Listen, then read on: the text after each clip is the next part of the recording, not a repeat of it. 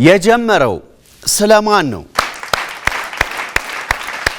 እንዴት ናችሁ? እንዴት ሰነበታችሁ ተመልካቾቻችን? ሳምንታችሁ እንዴት አለፈ? ሳምንቱ ሰሞኑ የሴቶች ነው። የማርች 8 ወቅት ላይ ነን ያለነው። ታዲያ ዓለም ማርች 8 እያለ ቢዘምርም በእኛም ሀገር በተለያየ ዘመናት ቀድመው የነቁ የበሰሉ የታገሉ ተጽዕኖ ፈጣሪ የነበሩ እልፍ ሴቶች አሉ። ታዲያ ከነዛ ሴቶች ውስጥ ዛሬ በስለማን ስለ ብለን አንዷን ጀግና እናነሳለን። ዘመናዊ ዕውቀትን አልገበየችም፣ ነገር ግን ዘመናዊ የምትባል ሴት ናት። ፊደል አልቆጠረችም፣ ገድሏ ግን በብዙ የሚቆጠር ነው። አልተማረችም፣ ነገር ግን ታሪኳ ብዙዎችን ያስተምራል። ማህበራዊ ሚዲያ ባልነበረበት ዘመን ማህበረሰብን አንቅታለች። በባዶ እግሯ ብትሄድም ባዶነትን አላወረሰችም። ዛሬ በስለማን የምናወራላት ስለ ቃቄ ውርዶት ነው። እዚህ መጥቶ ቆይታ የሚያደርገው ደግሞ የባህል አዋቂውና የባህል ባለሙያውና ደራሲ ተስፋዬ ጎይቴ ነው። ተቀበሉልኝ።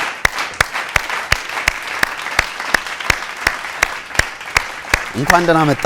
እንኳን ደህና ቆየኝ። ደስ ብሎኛል ስለተገናኘን። እኔም በጣም ደስ ብሎኛል። ዛሬ ቆንጆ ቆይታ እናደርጋለን። አረፍ በልና። እሺ፣ ደስ ይለኛል። ያው እንግዲህ ተስፋዬ ጎይቴ ደራሲ እንዲሁም ደግሞ የባህልም ባለሙያ ነው።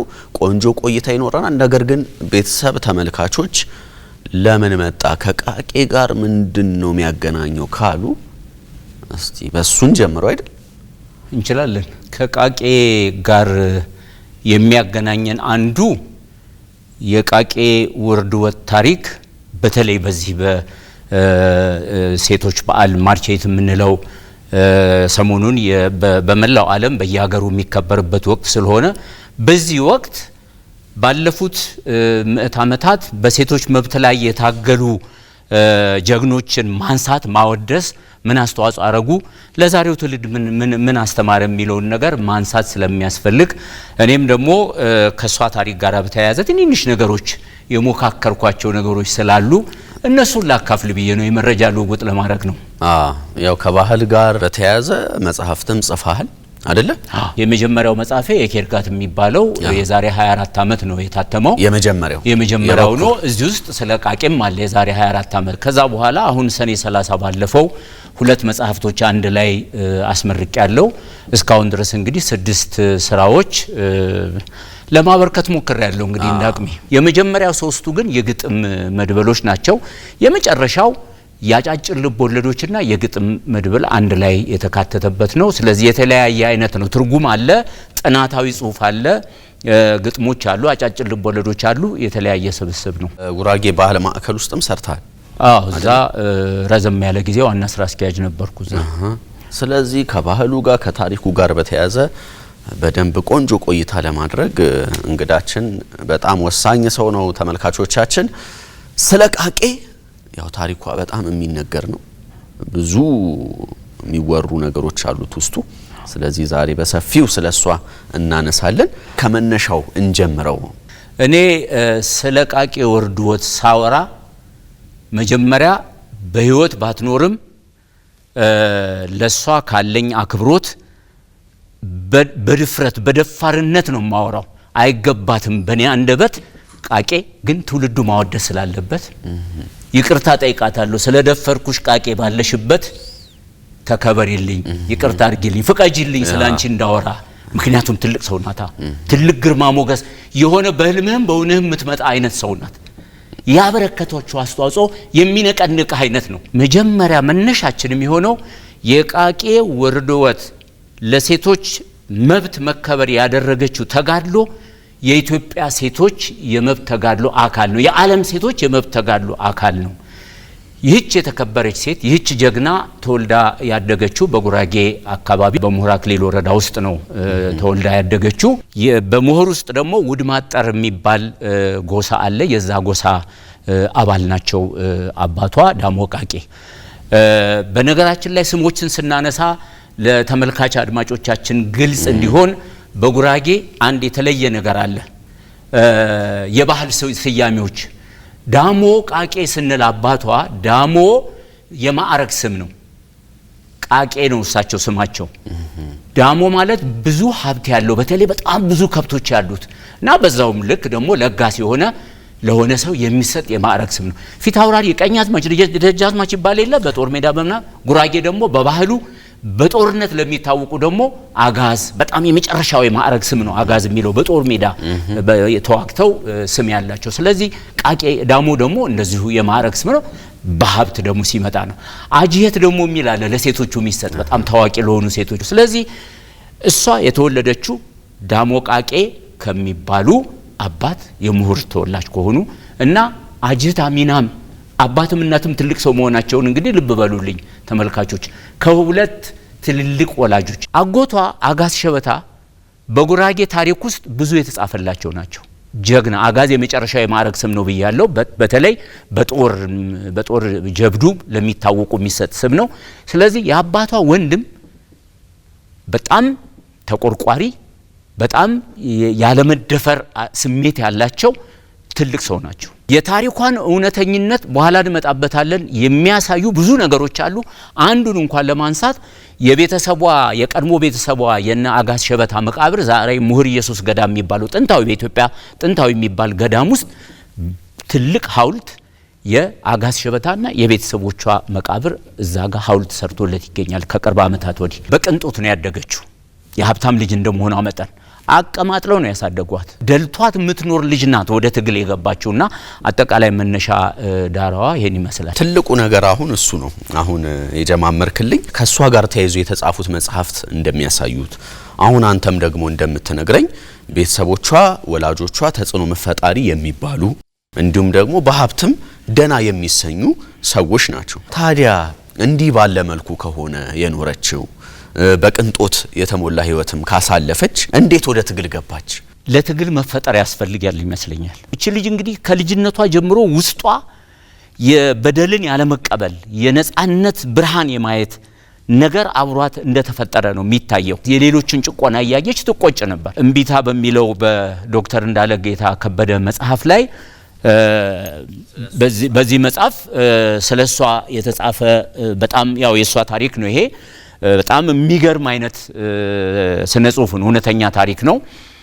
ምንድነው ሰዎች ቤት ሄዳ እዛ ሽምግልና ላይ እንዳትገኝ ስትከለከል ወንዶች ሽምግልና በሚያዩበት ጊዜ የባልና ሚስት ጉዳይ በግድ አሸንፋ ገፍታ ገባች። እዛ ምን ሰር ያለች ውጪ ብትባል ምን ብትባል በቃ አልወጣም ብላ እዛ ተገኘች።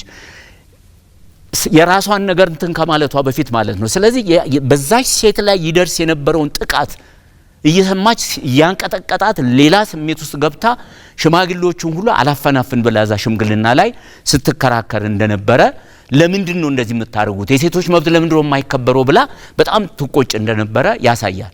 በኋላ ነው እንግዲህ በራሷም ላይ ጭምር ስለደረሰ ይሄ ፈተና ትግሉ እየሰፋ ሄዶ በትልቅ ደረጃ ላይ ያየናት። በድሎት ከኖረችና በቅንጦት ከኖረች የሌሎች ህመም የመሰማት እድሏ ብዙ ጊዜ ያነሰ ነው የሚሆነው። እስካሁን ባለው አብዛኛው ሰው ዙሪያው ባለው ነገር ነው ተጽዕኖ የሚፈጠርበት። የመታገል እድሉ በጣም ያነሰ ነው ወይም እልህ ያስፈልገዋል።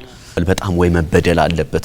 ብዙ ተሞክሮች የሚያሳዩትም ያንን ነውና ይሄ በራሱ የቃቄ በጣም የተለየ ነገር ሆኖ አግኝቼዋለሁ። ዋና የሚባሉትን ነገሮች እናንሳ። ምንድነው ታነሳ የነበረችው ጥያቄዎች? ቃቄ ምንስ ነው አላማ አድርጋ የተነሳችው ጉዳዮች ምንድናቸው? ከ10 በላይ ጥያቄዎች ናቸው መሰረታዊ ጥያቄዎቿ። በዓለም ላይ ሌሎች ለመብት ትግል የታገሉ ሴቶች እነ ሮዛ ሉክሰምበርግ እነ ክላራ ዜትኪን ሌሎችም በሰለጠነ ዓለም በአውሮፕላን እየሄዱ በባቡር እየሄዱ በመኪና እየተንቀሳቀሱ ተምረዋል። ከአንድም 2 ዲግሪ ይዘው እቺ ሴት ቅድም አንተ መግቢያ ላይ እንደገለጽከው በዛ ዘመን የዛሬ 160 ዓመት በፊት ማለት ትምህርት ቤት የሚባል ነገር የለም። አውሮፕላን አይደለም መኪናም የለም። ኢትዮጵያም አልገባም መኪና እንኳን የዛን ጊዜ ምንም ነገር በሌለበት ሁኔታ ውስጥ ያነሳቻቸው ግን ጥያቄዎች የሚገራርሙ በማስረጃ የተደገፉ ናቸው። የመጀመሪያው ጥያቄ በሴቶች ላይ በተለያየ መንገድ የሚደርሱ በደሎች ተጽዕኖች ይቆሙ ነው። ዋናው ጃንጥላው አምብሬላ ምንለው በቃ ሴቶች ከወንዶች እኩል እንደ ዕቃ አትቁጠሩን፣ እንደ ከብቶቻችሁ አትቁጠሩን፣ እንደ በጎቻችሁ አትቁጠሩን፣ ሰውነን ምንም ቢሆን በጾታ ነው የተለያየ ነው እናንተ ያላችሁ መብት ሁሉ እኛም ሊኖረን ይገባል ጥቅል ሐሳቡ ትልቁ በዚህ ስር ነው ጥያቄዎቹ የሚመጡት የመጀመሪያው ጥያቄ ባል በአንድ ሚስት መወሰን አለበት አንዱ ትልቁ ነጥብ ይሄ ነው የጉራጌ ባሎች ከአንድ በላይ ሚስት ስለነበራቸው ነው በዛ ዘመን ይፈቀዳል ይበረታታል እስከ ቅርብ የዛሬ 30 40 ዓመት 50 ዓመት ድረስ ይሄ ነገር ተያይዞ የመጣ ነው አሁን ነው ሁለት ሚስት ሶስት ሚስት የሚለው እየቀረ የመጣው ከ30 ከ40 ዓመት ወዲህ እንጂ የኖረ ነው ምንድነው ይሆን ለምሳሌ ደጋ ላይ ከሆነ የሚኖረው የመጀመሪያ ሚስቱን አግብቶ ቆላ ላይ ሌላ መሬት የሚኖረው ከሆነ ቆላ ላይ የሚኖረው መሬቱ ላይ ሌላ ሚስት ያስቀምጣል ወይና ደጋ ላይ ሌላ መሬት ካለው ሌላ ሚስት ያስቀምጣል ምክንያቱ ምንድነው ቤቴን ንብረቴን የምትጠብቅልኝ ሚስት አስፈልገኛለች ነው ሽፋኑ ደጋ ላይ የኖርኩ ሚስት አግብቼ ቆላ ያለው መሬቴን ንብረቴን እንሰት አለ ከብቶች አሉ ቤት አለ ማን ነው የሚጠብቅልኝ ስለዚህ ሚስት ዛጋ ማስቀመጥ አለብኝ የትልቅነት ምልክት ነው በቃ በበቅሎ ይሄደ የቆላ ሚስቱ ጋር አንድ ሳምንት አንድ ወር ቆይቶ ይመጣል የደጋ ሚስቱ ጋር ሌላ እንደዚህ የሆነ ትልልቅ ሰዎች ባለ ሁለት ባለ ሁሉም ትልልቅ ሰው ሁለት ሶስት ሚስት ይኖረዋል ማለት አይደለም ሁለት ሶስት ሚስት የሌላቸው የሚታወቁ ትልልቅ ሰዎች አሉ ነገር ግን ብዙዎቹ አቅም ያላቸው ሰዎች ናቸው ሁለት ሶስት ሚስት ያገቡ የነበሩ 1879 አዲስ አበባ ተቆርቆሮ ወደ አዲስ አበባ ከተማ ጉራጌ በብዛት ሲመጣ አዲስ አበባ ላይ ሚስት አገር ቤት ያለችው ሚስቱ እንዳለች ሆነ አዲስ አበባ ሚስት ያስቀምጣል እነዚህ ነገሮች የበለጠ እንትን ያያረጉ ሄዱና አንዱ ነገር ይሄ ነው ስለዚህ በጋብቻ ላይ ጋብቻ ወይም ከአንድ በላይ ሚስት መኖር የለበትም አንድ ባል በአንድ ሚስት መወሰን አለበት ግልጽ ጥያቄ አንዱ ጥያቄዋ ይሄ ነው ሁለተኛው ጥያቄዋ ባል በአንድ ሚስት ማይወሰን ከሆነ ባሉ ይሄንን ነገር አይፈቅድም ተብሎ ክርክር የሚነሳ ከሆነ ሚስትም በአንድ ባል መወሰን የለባትም እሷም ሁለት ሶስት ባል ማግባት አለባት የወንዶቹን ቤት ጠቅላላ አንቀጠቀጠው ሌላው ሚስት ባልፈለገ ጊዜ ባል ሂጂ ይላታል ምንም መብት የላትም ሚስት ግን ባሏን ሂድ ልትለው አትችልም እሷ በፈለገበት ጊዜ ካልተግባቡ ወይም የሆነ ነገር እንትን ካለ ሂጂ ሚላት ከሆነ እሷንስ ሂጂ ማትልበት ምን ምክንያት አለ እሱን ሂድ ማትልበት ምን ምክንያት አለ ይሄ ብቻም አይደለም ትልቁ ኢሹ ኢትዮጵያ ውስጥ በተለያየ መንገድ ይነሱ የነበሩት በአለም ላይ የተነሳው ጥያቄ የሴቶች የኢኮኖሚ ባለቤትነት መብት ይሄ ያው ብዙ ሲነሳ የቆየ ነው ሴቶች በትዳር አብረው ኖሮ መከራቸውን በልተው ከባል ጋር እሱ እንደውም ሁለት ሶስት ሚስት ጋር ወዲ ወዳ ያለ እንደ ልቡ ሲዝናና ሚስት መከራውን በልታ ያፈራችው ንብረት በተቀያየሙ ጊዜ ወይም ባልፈለገ ጊዜ ሂጅልኝ ከዚህ ቤት ሲላት ምንም ንብረት አይሰጣትም መሬት ይዛ አትሄድም ከብት ይዛ አትሄድም ሌጣዋን የለበሰችው ልብስ ለብሳ ነው የምትሄደው ይሄ አንዱ ጥያቄ ነበር የሴቶች ንብረትን እኩል የመካፈል መብት ያፈራችውን የለፋችበትን ንብረት መካፈል አለባት የሚለው ነገር አንዱ ጥያቄ ነበር ሌላው ባል ከሞተ ሚስት 2 አመት 3 አመት ድረስ ሌላ ባል ማግባት አትችልም ማቅ ለብሳ ተሰቃይታ ጠቁራ በስቃይ መኖር አለባት ስጋ ጥሬ ስጋ እንኳን አትበላም ክትፎ እንኳን አትበላም መስቀል እንኳን ለመስቀል መስቀል መጥቶ ሰው ክትፎ ሲበላ ክትፎ እንኳን አትበላ ሀዘን ላይ ናት ነው ባል ግን ሚስቱ ሞታበት ተስካሯን 40ዋን ካወጣ በኋላ ሚስት ማግባት ይችላል ሌላ ሚስት ለምንድነው ባል 40 ካወጣ በኋላ ሌላ ሚስት ማግባት የሚችል ከሆነ ሚስት 2 አመት 3 አመት ድረስ መከራውን የምትበላው ለምንድነው የሚለው ጥያቄ መልስ ማግኘት ነበረበት እኩል መብት በሚለው ነገር ሌላም አለ ባል ከሞተ ሚስት የባሏን ወንድም እንድታገባ ትገደዳለች ሄዳ ሌላ ባል እንድታገባ አይፈቀድላትም እንደ ዕቃ ስለምትቆጠር ውርስ ማለት ነው እንግዲህ ወንድም የወንድም ሚዘገንን ነገር ወንድም የወንድሙን ሚስት ወንድሙ ሲሞት ወርሶ ማግባት ማለት ዕቃ በሬ በአገር ቤት ቀንበር ወይም ሞፈር እንደመዋስ ወይም ገንዘብ ወይም ንብረት እንደማውረስ ማለት ነው ወይ በቃ በጣም ከባድና ዛሬ ላይ ስናስበው እንደዛ አይነት ነገር ነበር በጣም እውነት በኔም እድሜ የወንድማቸውን ሚስት ያገቡ ሰዎች አቃለሁ እንዴት ይሆናል እና ይሄ እንደዚህ ሚዘገንነው ነገር መቆም አለበት ባሏ ከሞተ ሄዳ ሌላ መግባት አለበት። ይሄ ነጻነት ሊኖራት ይገባል እንጂ ለምንድን ነው እንደዚህ የምትከለከለው የሚለው ነገር አንዱ ጥያቄ ነበር።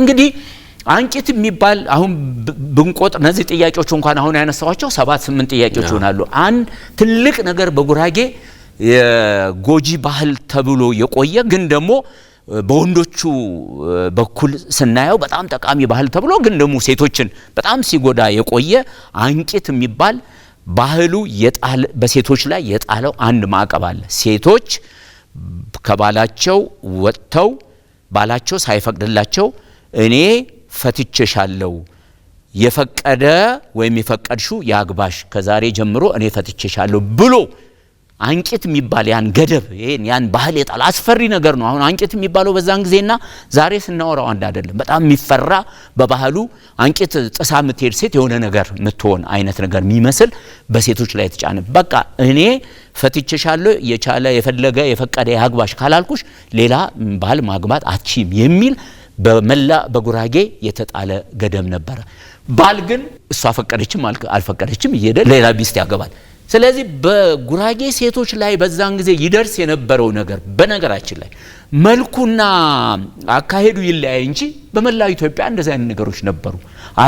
መልኩ ያው ይለያያል በተለያየ መንገድ ሁሉም ተጽዕኖች አንድ ቦታ ላይኖሩ ይችላሉ። ግን አሁን ጥያቄዎቹን እኔ ሳነሳቸው ተመልካቾች እኔም ብሔረሰብ ጋር እኔም ማህበረሰብ ጋር እንደዚህ ነበረ ብለው ሊገምቱ ይችላሉ። ስለዚህ እነዚህን ሁሉ ጥያቄዎች አነሳች። ጥያቄዎቿ ሊመለሱ አልቻሉም። ሊመለሱ ባለመቻላቸው ቢመለሱ ኖሮ እርግጥ ከባድ ናቸው ሊመለሱም አይችሉም። የአንድ ስርዓት የአንድ የምዕት ዓመት የምናምን እንትን የሚጠይቅ ነገር ነው። ካልተለማመድከው በአንድ ጊዜ እነዚህን ጥያቄዎች ለመመለስ ከዛ በኋላ አሁን በቃቂ ወርዶት ቲያትር ላይ በጣም ይታይ የነበረው ትልቅ ነገር የጉራጌ መሬት አንቀጠቀጠችው። ጉራጌ ውስጥ የሴቶች የመብት ትግል በየተሄደበት ቦታ ሁሉ ስለሱ የሚወራበት ዘመን ሆነ። ግን ሰው እንዴት ነበር አቀባበሉ? ማለት ምቾቱ ነው። በተለይ ወንዱ ምቾቱ ነው የሚነካበት። አብዛኛው ነገሮች እንዳልከው ረጅም ጊዜ የመጣበት ነው። ከዛ ደግሞ ምቾት ነው። ስለዚህ ይሄ ነገሩ ሲነካበት ምን አይነት ምላሽ ሰጠ? የማህበረሰቡስ አጠቃላይ አቀባበሉ እንዴት ነበረ? ተጽዕኖስ ምን አይነት ፈተና ይገጥማት ይሆን የሚለው በራሱ የሚጠበቅ ጉዳይ ነው። ማህበረሰብ ውስጥ 2-3 ሚስት ያላቸው ወንዶች አሉ። በአንድ ሚስት ብቻ የተወሰኑ ወንዶች አሉ። ማህበረሰብ ውስጥ ሴቶቹም ቢሆኑ ባሎቻቸው 2-3 ሚስት ያላቸው አሉ። ባሎቻቸው በአንድ ሚስት ብቻ የተወሰኑ አሉ። ስለዚህ ነጣጥለን ነው የምንመለከተው። ወንዶቹ በአጠቃላይ ያ አንቂት የሚለው በብዙ ረጅም ዓመታት አብሮ በጉራጌ ባህል ውስጥ የመጣ ባል ካልፈቀደላት ፈትቼሻለሁ የፈለገውን አግቢ ካላላት ሌላ ልታገባ አትችልም የሚለው ማዕቀብ ያ ትልቅ ነገር ሸክም በጣም የሚያጎብጣቸው ሴቶቹን ያ ውሳኔ ስለነበረ ወንዶቹ ያ መከበር አለበት። እንዴት አንቂትን የምትጥሽ ሴት መጣች ነው እኮ አንዱ ጉደኛ ያስባላት። ልክ የሆነ ምን አይነት ሴት ናት የመጣችው? እውነታውን ሰው ናት ሴት ናት እሷ? እንዴት እንደዚህ አይነት ነገር የሚያስብል ነገር የመጣው ያንን ማይነካ ቁልፍ ነክታለች አንቂት የሚባለው። ስለዚህ ወንዶቹ በአጠቃላይ ባለ አንድ ሚስትም ይሁኑ ባለ 3 ሚስትም ይሁኑ ልክ አይደለችም የሚል ነገር ነበራቸው ስለሚፈሩት። ሁለተኛ እቺ የተረገመች እቺ ምን ጣጣ ልታመጣብን በጉራጌ ምድር ላይ ሌላ ደግሞ ማአት ልታመጣ ነው ማይሆን ነገር ውስጥ ገብታ የሚልም ስጋት ነበራቸው። ስለዚህ ወንዶቹ በዚህ ሴቶቹ ግን አብዛኞቹ የሷ ተከታዮች ነበሩ፣ የሷ እምነት አቀንቃኞች ነበሩ። ለዚህም ነው ከጎና ተሰልፈው በነገራችን ላይ ሳልዘነጋው እዚህ ጋር ነው መነሳት ያለበት። በዓለም ላይ ትግል ተብሎ እንደተጋድሎ የሚታወቀው የተደራጀ ትግል ሲሆን በአደባባይ የተካሄደ ኦርጋናይዝድ የሆነ ትግል ሲሆን ልክ በዓለም ላይ የታወቁ የሰለጠነው አገር ሴቶች ኦርጋናይዝድ የሆነ የተደራጀ ትግል እንዳደረጉት ሁሉ ወርዶትም የተደራጀ ትግል ነው ያደረገችው። የተደራጀ ትግል በመታረግበት ጊዜ ከቤታቸው ያልወጡ ሴቶች አሉ፣ በትግሉ ያልተሳተፉ። እንግዲህ አንዱ ይሄ ነው። 100% የጉራጌ ሴቶች በሙሉ የሷ ሐሳብ ደጋፊ ነበሩ ማለት አለ። እነዚህ ግን የሷን ሐሳብ ያልደገፉ ሴቶች ደግሞ በተለያየ ምክንያት ነው። አንዱ ባሎቻቸው ማለት በአንድ ብቻ የተወሰኑ ስለሆኑ እኛ ምን አገባን ሊሆን ይችላል። ግን ደግሞ በአንድ ሚስትም የተወሰኑ ባሎቻቸው በአንድ ሚስትም የተወሰኑ ሴቶች ከሷ ጎን የነበሩ ነግበኔ ነው ልክ አይደለም ወንዶቹ የሚያደርጉት ነገር ብለው ከሷ ጎን የነበሩ ማለት ባለ 2 ባለ 3 ሚስቶች ብቻ አይደሉም ከሷ ጎን የነበሩ። ስለዚህ እዚህ ላይ ሌላ መነሳት ያለበት የደሃ ሚስቶች ብቻ ተደርጎ መታየት የለበትም። የሷ ደጋፊዎች እሷም የትልቅ ሰው ልጅ ሆና ትግል ውስጥ እንደገባች ሁሉ የአጋዞች የትልልቅ ሀብታሞች የትልልቅ የጦር ጀግኖች ሚስቶችም የሷን ሐሳብ ደግፈው ከሷ ጎን የሚሰለፉ ነበሩ። ብዙ ነው የፈተናት ትግሉ። ስለዚህ የማህበረሰቡን አመለካከት ስንመለከት የዚህ አይነት ነገር ነበር። ይሄ ብቻም አይደለም። ወደ ሸንጎ በሄደችበት ጊዜ ከመንደሯ ሸንጎ ጉራጌ ከመንደር ሸንጎ ጀምሮ ልክ ዛሬ ከቀበሌ ማህበራዊ ፍርድ ቤት ወይም ከወረዳ ፍርድ ቤት ጀምሮ እስከ ጠቅላይ ፍርድ ቤት እስከ ሰበር ሰሚ ችሎት የምንለው የመጨረሻው በየሀገሩ ላይ ያለ የመጨረሻው ዘመናዊ ፍርድ ቤት እንዳለ ሁሉ ጉራጌ በታሪኩ የቂጫ ሸንጎ የሚባል ልክ እንደ መደበኛው ፍርድ ቤት የሚያከራክር ባህላዊ ችሎት ነበር። ዛሬም አለ። ይሄ ችሎት ማለት በአካባቢው የታወቁ ነገር አዋቂዎች በማህበረሰቡ የተከበሩ አድሎ አያደርጉም ገለልተኞች ናቸው ሁሉንም ጥያቄ እኩል ይመልሳሉ ተብሎ ልክ የመልካም አስተዳደር የፍትህ ተምሳሌት ነበሩ ነው የሚባለውና ያ ሸንጎ በየደረጃው የተዋቀረው እሷም በየደረጃው ጥያቄዋን እያቀረበች ነው የመጨረሻው የጠቅላይ ፍርድ ቤት የምንለው የጆካ ሸንጎ ጋር የቀረበችው እና ያም ራሱ ሸንጎ ጋር ከመሄዷ በፊት የሚገርም ነገር ነው ያደረገችው። መጀመሪያ ከሸንጎ ሰዎች በየቤታቸው እየሄደች በተለያየ ወረዳ እነሱን ለመቀስቀስ ሞክራለች። ይሄ ፈረንጆቹ ሎቢ የሚሉት ይሄ በፖለቲካ በጣም የተለመደ ነገር እንደዚህ አይነት ፖለቲከኛ ነበረች። ማንም የማያስበው ነገር ትልልቅ ሰዎች ሄዳ አግዙኝ እንዲህ አይነት ጥቃት ደርሶ ሴቶች ላይ እንደዚህ አይነት መብት አስተሳሰባቸውን መጀመሪያ እዛ ጋር ዝም ብላ ጥያቄዋን ይዛ ስትቀርብ ግር ይላቸው አንቺ የተረገምሽ ብለው እሷ ላይ እንትን ሊያደርጉ ይችላሉ። ስለዚህ የመከፋፈል ነገር እና ተጽዕኖ በትግሏ ላይ ተጽዕኖ እንዳያረጉ የማረግ ነገር ሁሉ ሰርታለች እና ከመቀመጫው እንግዲህ ስታገርባ በነገራችን ላይ ምሁር አክሊል ነው የተወለደችው። እሷ አባቷ ቅድም እንዳልኩት የምሁር እናቷ የወለኔ ባለቤቷ ደግሞ ያገባችው ባለቤታ አጋዝ ፉርቼ ማለት ከጉራጌ ትልልቅ ጀግኖች አንዱ ነው። እሷ ያገባችው በጣም ነበር። እሱም በማግባቷ አንቱ የተባለ ሰው ስለሆነ ሴት ጀግና ወንድ ጀግና ስታገባ ፍቅሯን የምትገልጽበት ቋንቋ ራሱ የሚገርም አይነት ነው። የተለየ በቃ እና ያን ጀግናዋን ነው እኮ ለሶስት ሚስቶች ደግሞ 2 ሚስቶች ቀድማ ከሷ በፊት ነው ያገባው አጋዝ ፉርቼ። ሶስተኛ ሚስት ናት እሷ። ሲመቸው አንድ ወር ቆይቶ አንድ አጋ ይመጣል። ምንም ትዳርም አይባልም እኮ በቃ ምንም እንደፈለገ በቃ እንትን የሚያደርግ በነፃነት ምናምንና ከዛ አጋዝ ፉርቼ አግብታ ወደ እዣ መጣች። እዣ ላይ በመትመጣበት ጊዜ ከመንደር ሸንጎ ጀመራ። እዣ ላይ የዴሰነ ሸንጎ የሚባል አለ ትልቅ ከጉራጌ ዋናው ሸንጎ በታች ከመንደር ሸንጎ በላይ ደግሞ ሌላ የታወቀ አካባቢ አሁንም ድረስ ይከበራል። የዴሰነ ሸንጎ ጀፎረ ነው። ጀፎረ ማለት በጉራጌ ያው ብዙ ጊዜ ተነግሯል። የጉራጌ የጋራ አደባባይ ወይም የጉራጌ አውራ ጎዳና ማለት ልክ ለንደን ወይም ፓሪስ ወይም በርሊን እንደምናየው ዘመናዊ አስፓልት ነው ያኛው በመሐንዲሶች የተሰራ። የጉራጌ ግን አረንጓዴ አውራ ጎዳና ስፋቱ 100 ሜትር 80 ሜትር 150 ሜትር ዛሬም ብዙ ጀፎሮች አገር ቤት ላይ ያሉና ዴሰነ ጀፎረ ችሎት የሚታይበት ነበር። ከዛ ሲያልፍ ነው ወደ ጠቅላላው ጉራጌ ችሎት የሚኬድ የነበረውና አንቀጠቀጠችው አገሩን። ስለዚህ ይሄን በመታረግበት ጊዜ ግን ደጋፊም እንዳላት ሁሉ ተቃዋሚም አላት፣ ገለልተኛ ሆኖ ደግሞ ብዙ ምንትንም ማያረግም አላት። አሁን ከተነሳው ጥያቄ አንፃር ማለት ነው። በትክክላው ትልቅ ነገር ነው። ረጅም ጊዜ የቆየ ነገር እንግዲህ ሲነካ ተጽዕኖ የመፍጠር እድሉ በጣም ሰፊ ነው። እንዳልከው ደግሞ መጀመሪያ በስሱ ጉዳዩን በማሳወቅ በማግባባት መሄዷ ደግሞ ይሄ በራሱ ትልቅ አንድ ኳሊቲዋ ተደርጎ የሚነሳም። እንግዲህ ስለሷ ስለ ቃቄ ውርደት የተጻፉ መጽሐፍት አሉ። እንዲሁም ደግሞ የቃቂ ወርዶት የሚል ቲያትርም ለአመታት በቲያትር ቤት የቆየ ሲታይ የነበረ ብዙዎችም ደግሞ የወደዱት ቲያትር ነበር። ይህንን ቲያትር ስትሰሩ አንተ የባህልም አማካሪ ነበር፣ ከታሪክም አኳያ ብዙ ስታማክርም ቆይታልና ተዋንያኑ እንዲሁም ደግሞ የቲያትሩ አባላት እናንተም ጭምር ጸሐፊው አጠቃላይ ምን ያክል ለመረዳት ምን ያክል ርቀት ሄዳችኋል? ከዛ ደግሞ ምን ያህልስ የተረዳችሁትን ለታዳሚያን ለማድረስ ለሌሎች ለማድረስ ጥራችኋል?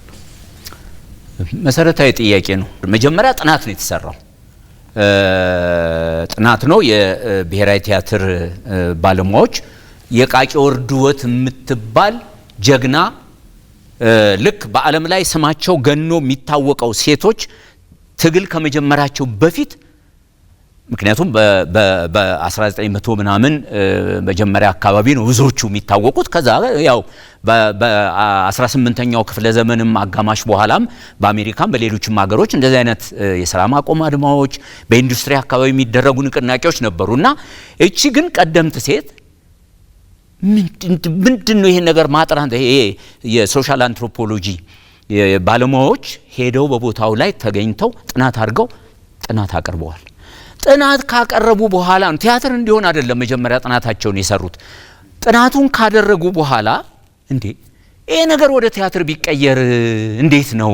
ኢትዮጵያ እንደዚህ አይነት ነገር እንደዚህ አይነት በቃቂ ወርድወት የተመራ የጉራጌ ሴቶች የመብት ትግል የኢትዮጵያ ሴቶች ትግል ማለት ነው። ወደ ጸሐፊ ተውኔት ጫና ላይ ወሎ ጊዮርጊስ አፈር ይቅደለው ዛሬ በህይወት የለም ወደ ቲያትር ቀየረው። ከዛ ቀጥታ ሰነዱን ይዘው እኔ ያን ጊዜ የባህል ማዕከሉ ዋና ስራ አስኪያጅ ነበርኩ። የጉራጌ 1,259,000 ብር በዝርዝር አስልተው በትልቅ ሰነድ አቀረቡ። ከዛ ያንን ሰነድ ይዤ ለጉራጌ ባለድርሻዎች አቀረቡ። ከዛ በኋላ ጥናቱ ተጀመረ። ጥናቱ ራሱ ረጅም ጊዜ ፈጅቷል። ብዙ ተዋንያንም ስለተሳተፉበት ኬሮግራፊው በጣም ሰፊ ነው። ንቃቄ ይጠይቅ ነበረ። ከባህል አንጻር ከታሪክ አንጻር የተዛባ ነገር እንዳይመጣ ረጅም ጊዜ ከመሆኑ አንጻር የአጼ ቴዎድሮስ ዘመነ መንግስት እንግዲህ ያን ብዙ ነገር መጠንቀቅ ያስፈልግ ነበር። የዛን ዘመን እንዲነበሩ የሚል ጥያቄ የታሪክ ፋላሲ የምንለው እንዳይመጣ ጥንቃቄ ተደርጎ ረጅም ጊዜ ሲወስድ አልባሳት በጣም በቲያትሩ ላይ እንግዲህ 100 ምናምን ተዋናይ የሚለብሰው አልባሳት የቆዳ ልብሶች የዛን ጊዜ የነበሩ የማሳ ኢሚቴሽን የምንለው እንደሱ አይነት ነገር እየተደረገ ለመስራት ከዛ ተጠና። በሰፊ ጊዜ ወስደው አጠኑ። መጨረሻ ላይ ለቲያትር መድረክ ቀረበ። ቲያትሩ ወደ 3 አመት ገደማ ሲታይ ቆየ። በነገራችን ላይ ቲያትሩ ያው ለሌሎች ቲያትሮች ቦታ መልቀቅ ስለነበረበት ነው እንጂ እስከ ተነሳበት ፖስተሩ እስከወረደበት ጊዜ ድረስ ሰልፍ ነበር ተመልካች። ግን በቃ እየቀጠለ ሄደ። ሰው በቃ ወንዱ ጭምር እንትን ሆነ። እንዲህ አይነት ነገር ነበር ወይ እውነት የሚልና እኛ ይሄን ሁሉ ለማጣራት የመድረክ ገጽ ይሄ ሰዓሊው መድረክ ፖስተር ላይ እንትን የሚያደርገው ሰዓሊ፣ ደራሲው፣ ዳይሬክተሩ ዳግማዊ ፈይሳ ያው በኢትዮጵያ ቲያትር ውስጥ ባዘጋጅነት በጣም ይታወቃል። ዳግማዊ ፈይሳ አዘጋጁ አለ። ዋና ዋና ተዋናዮች ይዘን ነው ጉራጌ ሀገር ሄድ ነው። ጉራጌ ሀገር ሄድን ከዞን ባህል ቱሪዝም ሰዎች ጋር አብረን ሆነን ቦታው ላይ እዛ ሞራ አክሊል ያልነው የተወለደችበት መንደር ድረስ ተጫውታ ያደገችበት ሰፈር ወንዝ ሄዳ የተራጨችበት አባቷ ሽምግልና የታወቁ የሀገር ሽማግሌም ነበሩ። በቂጫ ሸንጎ ውስጥ ይቀመጡበት የነበረ የድንጋይ መቀመጫ በራቸው ላይ የዛን ጊዜ የነበሩ ዝግባዎቹ ስር እነዛን ሁሉ አየን። ትውልዷን ወደ ጎን ወደ ምን ያለውን ትውልዷን ዛካቢ አነጋገር። ከዛ ተነስተን በሚቀጥለው ቀን አጋስ ፉርቼ ደግሞ ባለቤቷ ትውልድ አካባቢና እሷ ሄዳ አግብታ የምትኖርበት የነበረው መጠር የሚባለው አካባቢ ደግሞ ሄድን። የሱንም ማጣራት ነበረብን። ሄድን የሱንም የትውልድ አካባቢ ትውልዱን የሶስተኛ አራተኛ ትውልድ የምንለው ሄደን አነጋገርን። ከዛ በኋላ ወደ ጆካ የሚባለው የተከራከረችበት ሌላ ወረዳ ነው ደግሞ እሱ ቻሃ ወረዳ የሚባል የጆካ ሸንጎ የተከራከረችበት ሄድን። እዛም ደግሞ አጣራን እና የተወሰኑ ቀናት እዛ ቆይተን ይህን ሰራ ቆይተን ተመለስን። ከዛ ሰዓሊው የመድረክ ገጽ እንትን ሲያረግ መድረኩ በሚቀያየርበት ጊዜ በቲያትሩ ህይወት ውስጥ ያ የዛ አካባቢ ዛፎች የዛ አካባቢ ቤቶች የዛ ቦታ አቀማመጥ እነዛን ነገሮች በደንብ ሰዓሊው መውሰድ ነበረበት። እነዛን ሁሉ ወሰደ። ዋና ዋና መሪ ተዋንያኑም ስለነበሩ እውነተኛ ባህሪ ገጸ ባህሪ ሆኑ እንዲወጣ የማድረግ ስራ ከዛ ጋር ተያይዞም ተሰራ እና ይሄ ነው። ከዛ እንግዲህ ቲያትሩ ብቻ አይደለም። ዶክተር እንዳለጌታ ከበደም እምቢታን መጽሐፍ ስናነበው የቃቂ ወርዶት የጀግና ታሪክ በመሆኑ የሚመስጠን መሆኑ አንድ ነገር ሆኖ የስነ ጽሁፍ ውበት ጭምር ነው እንዲመስጥ ያደረገው ዶክተር እንዳለጌታ። ስለዚህ ታሪኩን እሱም ካረጋገጠ በኋላ ይሄን መጽሐፍ አበረከተ። ስለዚህ የቃቂ ወርዶት ታሪክ በሁለት ትልልቅ ስራዎች በቃቂ ወርዶት ቲያትርና በእምቢታ በዶክተር እንዳለጌታ ከበደ ሰፋፊ ስራዎች በጥናት የዳበሩ ስራዎች ቀርበዋል። ከዛም አልፎ በትንንሹ ደግሞ 5 ገጽም 3 ገጽም እንደዚህ ስለሷ ያው የተለያዩ ነገሮች የጻፉ ባለሙያዎች አሉ። ግን የጸሐፊዎችን ስሜት ማርካለች። ይሄ ታሪክ መውጣት አለበት የሚል ስሜት የሚያሳይ ነገር አለው እና ይሄ ነው እንግዲህ የሚገርም ነው። እንግዲህ ከባድም ነው፣ ምክንያቱም በጣም ረዘም ያለ ጊዜ ነው ያለው ልዩነት በዛሬና እሷ በነበረችበት ጊዜ ላይ ወደ 160 አመታት ገደማ አይደለም ይርቀው። ስለዚህ ያ ጊዜ ማለት በጣም ጥንት ነው፣ በጣም የቆየ ጊዜ ነው የነበረው። አኗኗር ሁሉም ነገር ከአሁኑ ጋር በጣም ሰፊ ልዩነት አለው። በዛ በጥንት ጊዜ ማን ያነቃት? እሷን ፈጣሪ ነው ልበል ያነቃት? አዎ ፈጣሪ እኮ አሁን አንድ ምሳሌ ላንሳ። አንዲት በጣም ምስኪን ሴት ልጇን አቅፋ መንገድ ላይ ስለ ማርያም እያለች ስትለምን በዛም የሚተላለፍ ሰው ሁሉ እኩል ስሜት ይሰማዋል? ስለዛች ሴት ስለዛች ምስኪን ሴት ይለያያል፣ በጣም ይለያያል። ተፈጥሯችን ራሱ አንዳንዱ ሰው ድመት ወይም ውሻ በመኪና ሲገጭ ሲያይ ብሎ የሆነ ስሜቱ፣ አንዳንድ ሰው ሰውም ሲገጭ ሲያይ ምንም የማይመስለው ሊኖር ይችላል። ተፈጥሯችን በራሱ ደማችን ስለ አንድ ነገር ያለን ስሜት ይለያያል በየመካከሉ። ጥቃትን ያለ መቀበል መዝሙሯ ሁሉ ነጻነት ነው። ተስፋዋ ሁሉ ነጻነት ነው። ለምን በሴቶች ላይ እንደዚህ አይነት በደል ይደርሳል ነው? በቃ ስርዓቱ ጋር ነው ተቃውሞ፣ ወንዶች ጋር አይደለም። የስርዓት ትግል ነው የያዘችው። የትኛውም ዓለም ላይ የተበላሸ ስርዓት እንደዚህ አይነት ከማህበረሰብ ውስጥ የወጡ ሰዎች በሚያደርጉት ትግል ነው። ይሄ በሚሆንበት ጊዜ የሀብታም ልጆች የጃንሆይ የአጼ ኃይለ ሥላሴን ስርዓት የራሳቸው ቤተሰቦች የሚቃወሙ አልነበሩም እንዴ? የራሳቸው ቤተሰቦች የሀብታም ልጆች የሚቃወሙ አልነበሩም ትግል? ስለዚህ ምንድነው ከውስጥ የመነጨ ነገር ይኖራል አንዳንድ ጊዜና እሷም ይሄ ስሜት ነበራት። ነገር ግን ትልቁ ነገር ምንድነው? እሷ ያነቃቻቸው ሴቶች ግን ተከታይ አፍርታ ትልቁ ነገር እሷ ብዙ ያገኘችው ነገር የለም ከኋላ የሚገፋት። እሷ ግን ተንቀሳቅሳ ከወረዳ ወረዳ፣ አንድ ወረዳ ላይ አይደለም፣ አንድ ቀበሌ ላይ አይደለም፣ አንድ መንደር ላይ አይደለም፣ ከወረዳ ወረዳ ከምሁር ላይ ተወለደች፣ እዣ አገባች። ከዛ ትግሉን በምታረግበት ጊዜ ከዛ ከእዣ ከባለቤቷ ቤት እየተነሳች ወደ ትውልድ መንደሯ ወደ ነበረው ወደ ምሁር አንድ ወረዳ መሃል ያለ ስፋት ልብ እንበል። ወረዳ ማለት እኮ ስንትና 20 30 40 ቀበሌ በውስጡ ያለ ማለት ነው። ያን ሁሉ ያቋረጠች በምሽት የዱር እንስሳት ሊተናኮሉ ይችላሉ፣ ወንዶች ሊተናኮሉ ይችላሉ። እርግጥ እሷ የሴትም የወንድም ተከታዮች አሏት። ምክንያቱም የጀግና ሚስት ስለሆነች የትልቅ ሰው ልጅ ስለሆነች ተከታዮች አላት። ድሮ አሽከር የሚባለው ነገር አሏት። በነገራችን ላይ ሶስት ሴት ተከታዮች ነበሯት። አንዷ ዋናዋ አሽከሯ እንደውም የሷ የቅርብ አማካሪ እንደ እናቷ የምትንከባከባት የቃቂ ወርዶት ቲያትርም ላይ እምቢታ የዶክተር እንዳለጌታ መጽሐፍ ላይ አብዛኛውን ታሪኩን የምትነግረን ያቺ ዋናዋ የሷ ከሶስቱ አሽከር የቅርቧ የሆነችው እያንዳንዱን ህይወቷን እሷ ነበር ናት የምትነግረንና ስለዚህ ምንድነው እሷ ከዚህ ተነስታ ብዙ የሚገፋት ነገር የሚገፋት የነበረው ጭቆና ነው። በነገራችን ላይ የቃቂ ወርዶት ሲባል ጉራጌ የትልልቅ ሰዎች ልጆች የአባት ስም ይቀድምና የልጅ ስም ይከተላል። በጉራጌ ባህል የቃቂ ወርዶት ስንል የአባት ስም ቀድሞ የልጅቷ ስም ቀጥሎ ነው ለሚመጣው። ወርድወት ቃቄ ናት እሷ እንግዲህ የአባቷ ልክ እንደ ስሟ ወርድወት ወርድወት በቃ ወርድወት ቃቄ። አሁን ተስፋዬ ጎይቴ እንደምንለው የኔ ስም አለ የአባቴ ስም ይከተላል። የሷ ወርድወት ቃቄ አይደለም የምትባለው። ይሄ በዛ ዘመን የትልልቅ ሰው የጀግና የሀብታም የምናምን ልጆች ከሆኑ የቃቄ ወርዶት የአባት ስም ቀድሞ የልጅ ስም ይከተላል።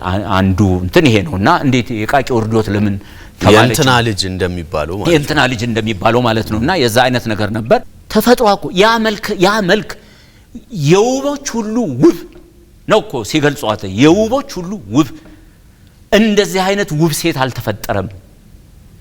የመልኳ፣ የአንገቷ፣ የደረቷ፣ የቁመናዋ ምን ሲገለጽ እኮ ዋ በትግል ብቻ አይደለም። ያቺ ቅንጡ ያቺ በእንደዛ ያደገች ግን ደግሞ ውብ መልከ መልካም መለሎ የሆነች ልጅ ግን ትግል ሜዳ ስትገባ ግን መከራን ወዳ ስትቀበል እኔ መቼስ የሷ ትግል ማለት የኢትዮጵያ ሴት ልጆች ዛሬም ድረስ ያሉ 20 በመቶ 30 በመቶ እንደዛ ቢሆኑልን የት እንደርስ ነበር። በጣም የሚገርም አይነት በዛ ዘመን ሁሉ ጊዜም በዛ ዘመን የሚለውን አናንሳው። ዛሬ ቢሆን እኮ በአውሮፕላንም በመኪናም በባቡርም እንደው ቢጠፋ በብስክሌትም በጋሪም በባጃጅም ሄዶ መንቀሳቀስ ጀመረ። እዛ ገጠር ውስጥ ውሃጥም ረሃቡ መንገድ ላይ ሲል እና ከባድ ነበር፣ በጣም ከባድ ነበር። በቃ ነው የምትለው ሁሉም መረጃዎች ላይ ያየሁት ይበቃል፣ ሴቶች ነፃ መውጣት አለብን፣ የእስከዛሬ የታሰርንበት ሰንሰለት መበጣጠስ አለበት ብላ ነው የምትጮው። የምታነሳቸው ቃላት ማመን ያቀታል። ከየት አመጣቻቸው? ሁሉም የተጻፉ ነገሮች ላይ የምናየው ደግሞ ተመሳሳይ ነገር። ስለዚህ ምንድን ነበር የሚገፋት? ምን ነበረ እዚህ ጋር ያደረሳት የሚለው ነገር ጭቆናው ነው እሷን ወደዚህ አይነት ነገር ውስጥ እንድትገባ ያደረጋት። በትልቁ የሚያስደንቃትም እሷን እንደተባለው ይሄ ማናነቃት ማለት ምንድነው እንግዲህ አልተማረችም፣ ፊደል አልቆጠረችም። ያኔ ማህበራዊ ሚዲያ አሁን ላይ እንደምንለው የለም። የተግባቦትም ለብዙ ነገሮች አይመችም ጊዜው። እሷም ደግሞ ከማንስ ተምራ ነው አሁን አብዛኛው ወደ ትግል ሲወጣ ወይ ደግሞ ለትግልን ሲያስብ ሌሎች የታገሉበትን መንገድ ከዓለም ጋር የመገናኘቱ እድሉ ሰፊም ስለሆነ ከብዙዎች ተሞክሮ ይወሰዳል። ያኔ ግን እነዛ ሁሉ ተሞክሮች በሌሉበት አካሄዱንም ጭምር እንግዲህ እንዳልከው መሰጠት ይፈልጋል ለዛ ማለት ነው። እንግዲህ ይሄ በራሱ ትልቅ የሚያስደንቅም። በነገራችን ላይ የቃቂ ወርዶትን ትግል እኮ የተለየ የሚያደርገው ይሄ ባይሆን ኖሮ እኮ ብዙም አይደንቀንም ነበር። ለዚህ እኮ ነው አጽንኦት ሰጥተን ምንም ለትግል የተመቻቸ ሁኔታ ሳይኖር እንቅፋቶቹ በበዙበት ሁኔታ መማሪያ ሳይኖር ምንም ነገር የሰለጠነው ዓለም ሴቶች እኮ መጽሔት እያነበቡ አንዳንዶቹም አዘጋጅ የነበሩ ጋዜጠኝነት ስራ የማንቃት ስራ ሲሰሩ የነበሩ ፖለቲካል ሳይንስ የተማሩ ዩኒቨርሲቲ አካባቢ ያሉ እንደዚህ እቺ እኮ እንዴ ምንም ነገር እኮ በቃ ዝም ብላ ወንዝ እየወረደች ከጓደኞቿ ጋር ስትጫወት ያደገች በእናቷ ዙሪያ በቃ ስትል የኖረች የቃቂ ወርዶት እኮ ራሷ በአንድ ጎግል ውስጥ እኮ መግባት ያለባት ነው። ሊቆጨን የሚገባው ለምንድነው ጎግል ውስጥ እንደገቡት የሴቶች የመብት ታጋዮች ቀደምት ተብላ ለምንድነው የጉራጌ ሴቶች በቃቂ ወርዶት የተመራው የጉራጌ ሴቶች ትግል የኢትዮጵያ ሴቶች ትግል ነው። ስለዚህ ኢትዮጵያም በዚህ ትግል ውስጥ ተሳታፊ ነበረች ተብሎ ለምንድነው ጎግል ውስጥ የማይገባው? ለምንድነው ቢያንስ ደግሞ አገር አቀፍ እውቅና ተሰጥቶት ማርች ሲከበር እኛም እኮ እንደዚህ አይነት ሴት ነበረችን ሁሉም የሚያነበንበው ክላራ ዜትኪን እንደዚህ አርጋ ሎዛ ሉክሰምበርግ እንደዚህ አርጋ ጀርመን እንደዚህ አርጋ ኢትዮጵያም ነበረች ቢያንስ ነበረችበት በቃ ቀዳሚ አትሁን ግን በቀደምትነት ከነበሩት ውስጥ ኢትዮጵያም ነበረችበት የሚል እውቅና ለምንድነው ማያገኘው ነው? ውጫዊ ኃይሎችን መውቀስ ብቻ አይደለም። እኛስ ጉራጌዎች ምን አደረግን? በግለሰብ ደረጃ የሚደረጉ እነዚህ ጥረቶች ተቋማዊ ሆነው የጉራጌ ዞን መንግስት አለ፣ የመንግስት መዋቅር ወረዳዎች አሉ፣ ዞን አለ፣ ክልል አለ። ማዕከላዊ ኢትዮጵያ ክልል የሚመለከተው በቀጥታ ጉራጌ 2 ዞኖች አሉት። ከዛ አልፎ የጉራጌ ምሁራን በየዩኒቨርሲቲ ያሉ ወልቂጤ ዩኒቨርሲቲ ባለሀብቶች ሌላ ነገር ማድረግ ባይችሉ አንድ ማድረግ የሚችሉት ነገር አለ። ይሄ ስራ ትልቅ ብር ይጠይቃል። ያኔ 1,259,000 ብር የጉራጌ ዞን ጉራጌ ልማት ማህበርና ጉራጌ ባህል ማዕከል አወጡ። ባለሀብት አይደለም ያወጣው።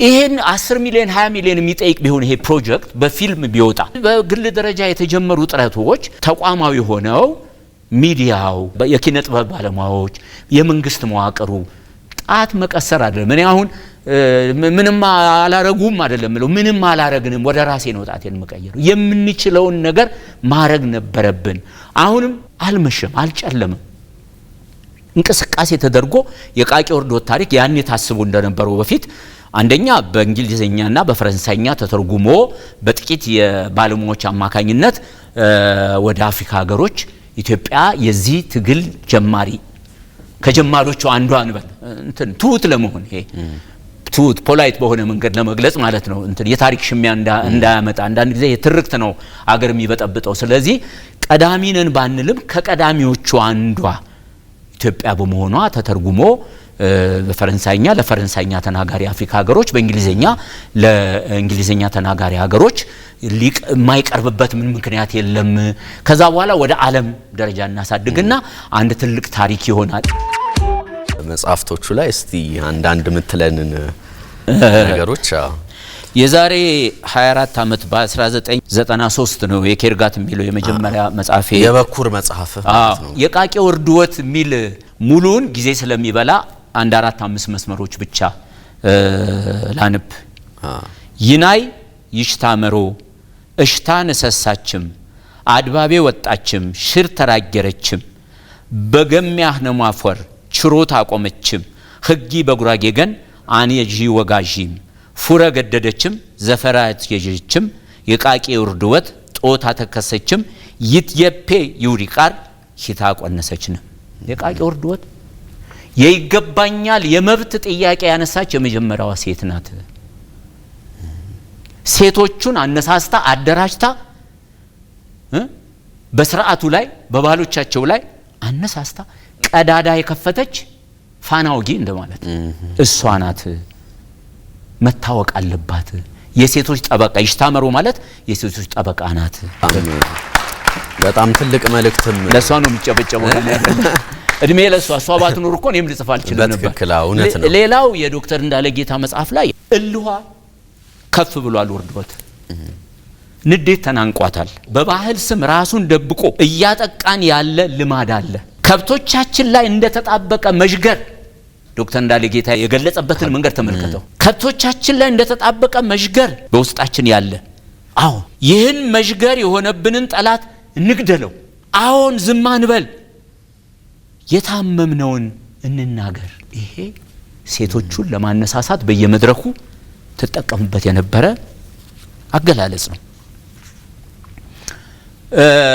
አንድ ቀደም ከጥያቄዎቿ ያላነሳውት ያው በጣም ብዙ ስለሆኑ አንዱ በጣም ከባድ ጥያቄ የነበረው በዚህ በክልከላ ይሄ የሴቶችን መብት በሚገድበው አሮጌና ጨቋኝ ስርዓት ውስጥ ሴቶች በማንኛውም አደባባይ ላይ በሚደረግ የሽምግልና ስርዓት ውስጥ መገኘት የለባቸው ወንዶች ብቻ ነው መገኘት ያለባቸው የሚል ባህሉ ገደብ ጥሎባቸው ነበር የተደራጀ ትግል ስለሆነ ታካይደ የነበረው ቀጥታ ሴቶቹን ጠርታ አደባባይ ላይ ነው ምታወያየ ነበር ስለዚህ አደባባይ ላይ መተው ወንዶች ሳይቀላቀሉበት እንዲባለ ስብሰባ ሲሳተፉ ታይተው አያውቁም ቤቱስ መገናኘት አይበቃችሁም ነበር ሲሏት አይበቃንም ብዙ እኮ ነን ቤቱ አይበቃቸውማ ቢሆንም እዚህ አልተፈቀደላችሁ አደባባይ ላይ ማለት ነው እንዳልተከለከልን እናውቃለን ማንንም ሊከለክልን አይችልም ደግሞስ ማን ነው ፈቃጅ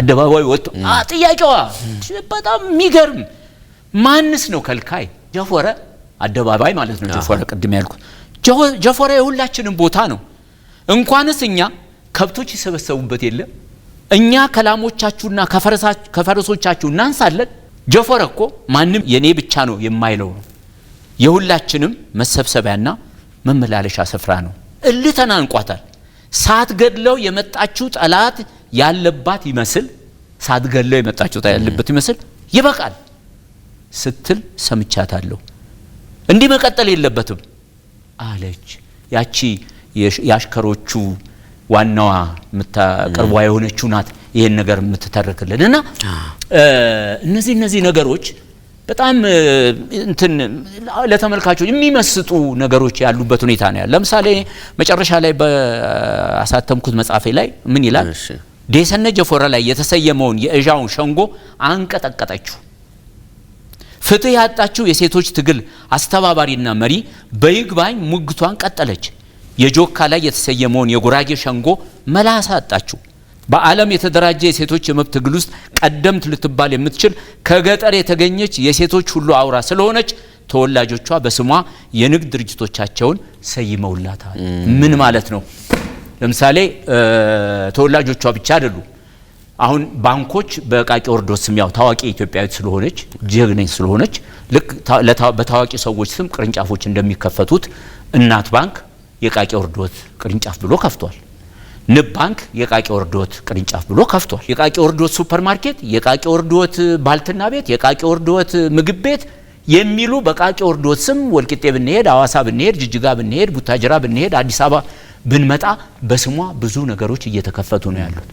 ይሄ እንግዲህ አንድ የሚያሳየው ነገር አለ። ጥሩ ነው ይሄ መነሳሳት የቆጫቸው ሰዎች ነው። እነሱንስ ማን የገፋቸው ልንል እንችላለን። በቃ ተፈጥሯቸው የእንዳለ ጌታም እንዲም ሌሎቹ መጻሕፍት ላይ ያሉት አገላለጾች በጣም የሚገርሙ ናቸው። ራሱ ደግሞ ታሪኳ የሷ ሁኔታ በራሱ የሚጋባም ነው። ታዲያ አሁን ላይ ይሻገራል የሷ ታሪክ። እሷ ያለፈችበት መንገድ አሁንም ላሉ ሴቶች የሚተርፍ ነውና ከዛ አኳያ አሁን ላሉ ሴቶች አሁን ላለው ትውልድም በአጠቃላይ ጨምሮ ምን የሚያስተምረው ነገር አለ? የቃቂ ወርዶት ታሪክ መጀመሪያ ለዘንድሮ የማርች 8 ለዚህ ቀን እንኳን አደረሳችሁ የኢትዮጵያ ሴቶች፣ የዓለም ሴቶች ሁሉ ብቻ አይደለም።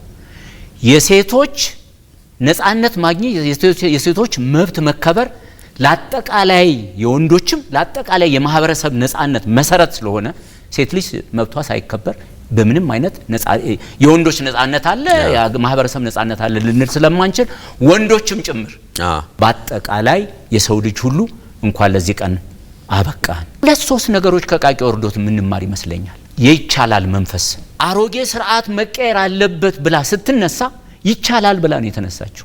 እሷ ብቻ አይደለችም፣ ከጎኗ የተሰለፉት ሁሉ የይቻላልን መንፈስ ስላሰፈነችባቸው ነው የተከተሏት።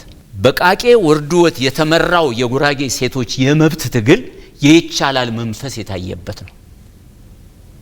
እባካችሁ ኢትዮጵያውያን፣ እባካችሁን ተመልካቾች የተከበራችሁ የቀድሞ ሴቶቻችን የቀድሞ ጀግኖቻችን መስዋዕትነት ከፍለው ለዚህ አድርሰውናል። አንዳንዱ ሰው የተመቻቸ ነገር በሌለበት እንደዚህ ማድረግ አይቻልም የሚላል። እኔ በቃ ትምህርት ቤት ገብቼ ምን ማጠናበት ነገር የለኝ በኩራዝ ነው አጥንቶ እኮ የመጣው ይሄ ትውልድ። ዛሬ የተመቻቸ ሁኔታም ሆኖ ግን የድሮውን ትውልድ ያህል አንመለከትም። ስለዚህ እቺ ሴት ያስተማረችን ነገር አለ። እነሱ በሰሩት መደላድል ነው ዛሬ እኛ እዚህ ደረጃ ላይ የደረስነው። የጉራጌ ሴቶች ትግል የኢትዮጵያ ሴቶች ትግል ነው። እዚህ ላይ ነው አጽንኦት መስጠት እንፈልገው። የኢትዮጵያ ሴቶች ትግል የጉራጌ ሴቶች ትግል የተመራው በቃቂ ወርዶት ነው። ከዛ እንግዲህ በዓለም ትግል ውስጥ ቦታ ሊሰጠው ይገባል። ቢያንስ ከኛን ጀምር ከየንግግሮቻችን ከየምናረገው ነገር በስሟ ብዙ ነገሮች ከመክፈት እውቅና ከመስጠት እኛ ቆመን መሄድ የቻልነው በቀድሞ አባት እናቶቻችን ትግል ነው። እነሱ ባኖሩልን ሊሰማን ይገባል። እኛስ የነሱን አይነት አስተዋጽኦ ያረግን ነው ወይ? ዘግይተናል። ብንዘገይም ግን ያጠፋነውን ጊዜ ቆጭቶን መሄድ አለብን። የሴቶች መዋቅር ሴቶች ጉዳይ ሚኒስቴር አለ በኢትዮጵያ። የሴቶች ፌዴሬሽን የሴቶች አደረጃጀቶች አሉ በኤንጂኦም በምንም። ይሄን ነገር ሊሄዱበት ይገባል። የዚህ አይነት ትግል በሌላ መልኩ ዛሬ መቀጠል አለበት። ትግሉ እኮ ዛሬ ብዙ አይነት ነው። ትናንትና ሁሌም እንደሚባለው በአድዋ የተደረገው አይነት ትግል ብቻ አይደለም ዛሬ ያለው። ከድህነት የመውጣት ትግል አለ። የሀገራችንን ስምና ክብር ይዘን የመጣነውን ነገር ተረክበን የበለጠ ስሟ እንዲያምር ኃላፊነት አለብን የዛሬ ትውልዶች። እኛም ተረክበን ለልጆቻችን እንደማወራ እኔ ለልጆቼ እኔ ያልሰጠዋቸውን ከየት ያመጡታል? የቃቂ ወርዶት ብዙ ነገር ማለት ነው። አንድ ሰው ግን ሚሊየን ሰው አንዲት ብርቱ ብቻዋን ብረት ቢቀጠቀጥ የማይናጋ መሰረት ናትች ሴት። ደግሞ በተመሳሳይ ነው ሁሉም የተጻፉ ነገሮች ያየናቸው ነገሮች ላይ ሁሉ የተገለጸችበት እውነተኛ ታሪክ ስለሆነ ስለዚህ ልንማርበት ይገባል። ሌሎችም ጀግኖቻችን እውቅና ያገኙ መሄድ አለባቸው፣ መከበር አለባቸው፣ ሞገስ ማግኘት አለባቸው። እንዲህ ሁሌ በፊት ለፊት ታሪካቸውን የምናየው አይነት ነገር መሆን አለበት። ስለዚህ እኔ አሁን በቃ ምንም ቁጭት ነው እንደዚህ የሚያደርገኝ ለምን የሚል ነገር አንዱ እንደ ማህበረሰቡ ተወላጅነቴ ይመለከተኛል። እዛ ቲያትር ውስጥ የባህል ዋና አማካሪ ተብዬ በነገራችን ላይ ውሉ ላይ ነው ጉራጌዎችና የጉራጌ ባለድርሻ አካላትና ብሔራዊ ቲያትር በውል ሲፈራረሙ የዝግጅቱን ወጪ ጉራጌ ይችላል፣ የሙያው ነገር ብሔራዊ ቲያትር ይችላል። በዚህ መካከል ጉራጌ ባህሉን የሚያውቅ ታሪኩን የሚያውቅ አንድ የባህል ዋና አማካሪ ከቲያትር ቤቱ ጋር አብሮ በጥናቱ ሂደት እየሰራ እንትን የሚል ይመድባል ብሎ እዛ ውል ውስጥ ስለገባ ነው እኔን እዛ ጋር ይወከሉኝ። ስለ ባህል ስለማቅ አይደለም፣ ዝም ብዬ ቁጭ ስላለኝ። ተወልጄ የሚያደግኩት ጉራጌ ሀገርም አይደለም፣ እኔ ኦሮሚያ ነው ተወልጄ ያደግኩት። ስለዚህ ግን ጉራጌ ሀገር መወለድ አይጠይቅም። ቁጭት ሁልጊዜም በውስጥ ካለ ልክ ቃቂ ወርዶት ከየት አገኘችው? ተፈጥሮ የሰጣት። እኔስ ከየት አገኘው? ተፈጥሮ የሰጠኝ። ታሪክን ለማወቅ የነበረው በቃ አሁን ከመውጣት ካለባቸው ነገሮች አሉ ሌሎችም ማነሳቸው። ለምንድነው እነዚህ ነገሮች እውቅና እንዲያገኙ ተደርጎ ማን ሄዶ እኛ እኮ ስላልሰራን ነው። ማመን እኮ አለብን። በቃ ካላመንን አሁንም እንተኛለን፣ አሁንም እንተዋቸዋለን ነገሮችን። አንዳንዱ ምን ይላል? የዞኑ መንግስት እንትን ስላላለ ወረዳው ለምን ጣታችን ወደ ዞኑ መንግስት? ባህል የህዝብ ነው። በመንግስት በጀት ብቻ የትም አይደረስም። ሌሎችን ከምንጠብቅ ምሁራኑ፣ ባለሀብቱ፣ ሌላው የሚመለከተው ምን አረግን? መጀመሪያ የኪነ ጥበብ ባለሙያዎች፣ ድምፃውያን ስለ ቃቂ ወርዶት እንዲዘፍኑ፣ ደራሲያን የሷን ነገር ቶፒክ አድርገው እንዲያነሱ፣ የውይይት መድረኮች እንትን እንዲደረጉ፣ በቃ ይሄ ነገር ገፍቶ እንዲወጣ የማድረግ ስራ ሴቶቹ ብቻ አይደለም ሊሰሩት የሚችሉ፣ ሴት ወንዶቹም ጭምር ኃላፊነት አለብን። የእናቴ ታሪክ ማለት ነው፣ የእህቴ ታሪክ ማለት ነው፣ የአያቴ ቅድመ አያቴ ታሪክ ማለት ነው። ስለዚህ በዚህ ምክንያት መነሳሳት መፈጠር አለበት የሚል ስሜት አለኝ። ብዙ ነገሮችን እዚህ መተህ በዚህ ደረጃ መናገር በራሱ ትልቅም ነገር ነው።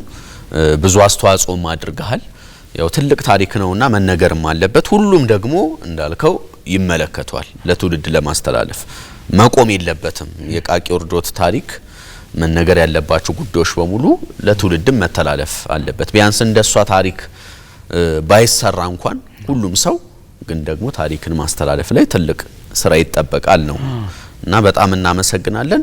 ግን ደግሞ እስኪ ወደ አንተ ደግሞ እንምጣ። በርግጥ ጽፈሃል፣ ብዙ ነገሮችን አድርገሃል ከሷም ጋር በተያያዘና የሷ ታሪክ አንተ ላይ አድሮብክ ወይም ተጽዕኖ ፈጥሮብክ ከዛ ህይወትህ ላይ ምን ያክል አንጸባርቀዋል? ሴት ልጆች አሉክ? የሉኝም። የሉም? ወንዶች ናቸው? ወንዶች ናቸው። ትንሽ ይሆን ያው ሴት ልጅ ስለሌለኝ አንቺ እያልን ቤት ውስጥ በቃ እንደ ሴት ነው እንትን የምናደርገው። እሱም ተቀብሎታል። ስለዚህ በቃ ወንዶች ናቸው። ወንዶች ናቸው።